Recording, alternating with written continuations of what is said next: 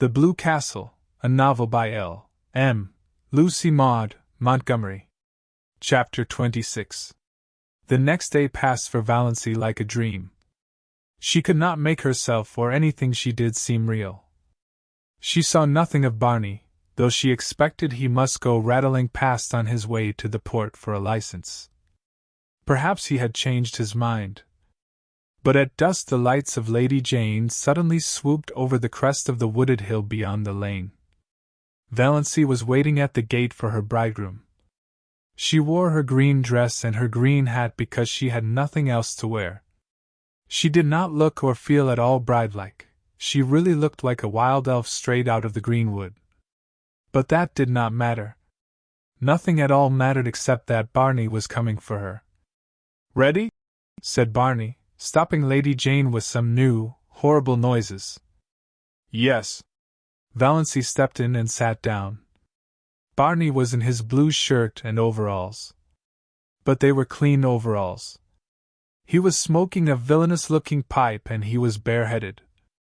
But he had a pair of oddly smart boots on under his shabby overalls. And he was shaved.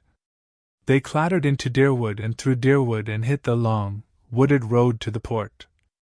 "Haven't changed your mind?" said Barney. "No." "Have you?" "No." That was their whole conversation on the 15 miles. Everything was more dreamlike than ever. Valancy didn't know whether she felt happy, or terrified, or just plain fool. Then the lights of Port Lawrence were about them. Valancy felt as if she were surrounded by the gleaming, hungry eyes of hundreds of great, stealthy panthers. Barney briefly asked where Mr. Towers lived, and Valancy as briefly told him. They stopped before the shabby little house in an unfashionable street. They went into the small, shabby parlor. Barney produced his license. So he had got it. Also a ring. This thing was real. She, Valancy Sterling, was actually on the point of being married. They were standing up together before Mr. Towers. Valancy heard Mr. Towers and Barney saying things. She heard some other person saying things. She herself was thinking of the way she had once planned to be married, away back in her early teens when such a thing had not seemed impossible.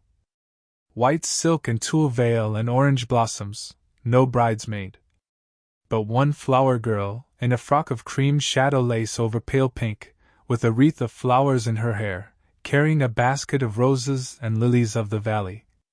And the groom, a noble-looking creature, irreproachably clad in whatever the fashion of the day decreed.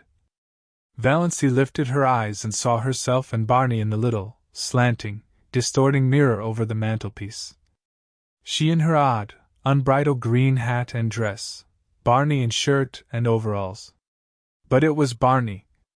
That was all that mattered. No veil, no flowers, no guests, no presents, no wedding cake, but just Barney. For all the rest of her life there would be Barney. "Mrs. Snaith, I hope you will be very happy," Mr. Towers was saying. He had not seemed surprised at their appearance, not even at Barney's overalls. He had seen plenty of queer weddings. Up back.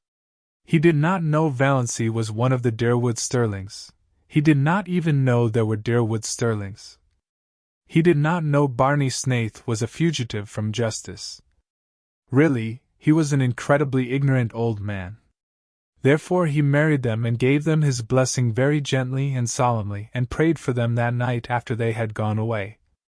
His conscience did not trouble him at all. "What a nice way to get married!" Barney was saying as he put Lady Jane in gear. "No fuss and flub-dub. I never supposed it was half so easy." "For heaven's sake," said Valancy suddenly, "let's forget we are married and talk as if we weren't. I can't stand another drive like the one we had coming in." Barney howled and threw Lady Jane into high with an infernal noise. "And I thought I was making it easy for you," he said. "You didn't seem to want to talk." "I didn't. But I wanted you to talk. I don't want you to make love to me," but I want you to act like an ordinary human being. Tell me about this island of yours. What sort of a place is it? The jolliest place in the world. You're going to love it. The first time I saw it, I loved it. Old Tom McMurray owned it then. He built the little shack on it, lived there in winter, and rented it to Toronto people in summer. I bought it from him, became by that one simple transaction a landed proprietor owning a house and an island. There is something so satisfying in owning a whole island.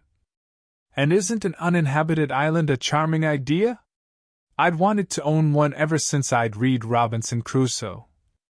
It seemed too good to be true. And beauty! Most of the scenery belongs to the government, but they don't tax you for looking at it, and the moon belongs to everybody. You won't find my shack very tidy.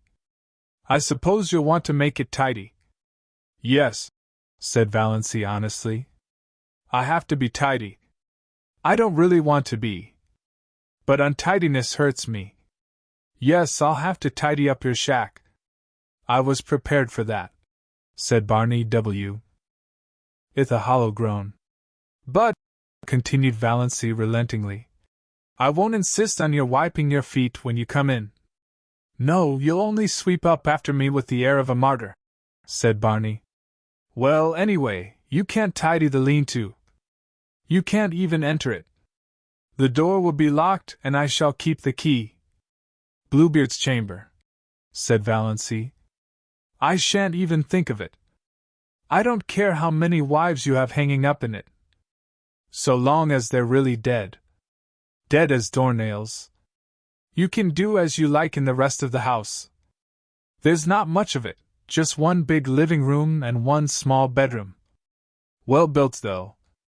Old Tom loved his job. The beams of our house are cedar and the rafters fir. Our living room windows face west and east. It's wonderful to have a room where you can see both sunrise and sunset.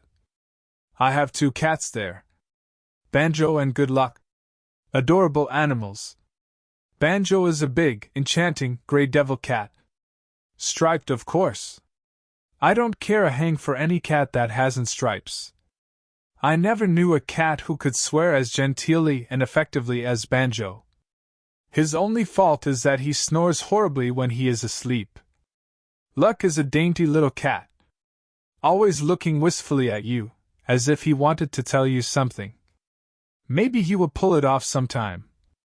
Once in 1,000 years, you know, one cat is allowed to speak. My cats are philosophers, neither of them ever cries over spilt milk. 2 old crows live in a pine tree on the point and are reasonably neighborly. Call them Nip and Tuck. And I have a demure little tame owl. Name Leander. I brought him up from a baby and he lives over on the mainland and chuckles to himself o' nights. And bats. It's a great place for bats at night. Scared of bats? No, I like them. So do I. Nice, queer, uncanny, mysterious creatures. Coming from nowhere, going nowhere. Swoop. Banjo likes em too. Eats em. I have a canoe and a disappearing propeller boat. Went to the port in it today to get my license. Quieter than Lady Jane. I thought you hadn't gone at all, that you had changed your mind, admitted Valancy. Barney laughed, the laugh Valancy did not like, the little, bitter, cynical laugh. I never changed my mind, he said shortly. They went back through Deerwood, up the Muskoka Road, past Roaring Abel's, over the rocky, daisied lane. The dark pine woods swallowed them up. Through the pine woods, where the air was sweet with the incense of the unseen, fragile bells of the linneas that carpeted the banks of the trail. Out to the shore of Mistawis. Lady Jane must be left here. They got out. Barney led the way down a little path to the edge of the lake. There's our island, he said gloatingly. Valancy looked, and looked, and looked again. There was a diaphanous, lilac mist on the lake, shrouding the island. Through it the 2 enormous pine trees that clasped hands over Barney's shack loomed out like dark turrets. Behind them was a sky still rose-hued in the afterlight, and a pale young moon. Valancy shivered like a tree the wind stirs suddenly. Something seemed to sweep over her soul. "My blue castle," she said. "Oh, my blue castle." They got into the canoe and paddled out to it. They left behind the realm of everyday and things known and landed on a realm of mystery and enchantment where anything might happen, anything might be true. Barney lifted Valancy out of the canoe and swung her to a lichen-covered rock under a young pine tree. His arms were about her, and suddenly his lips were on hers. Valancy found herself shivering with the rapture of her first kiss. "Welcome home, dear," Barney was saying.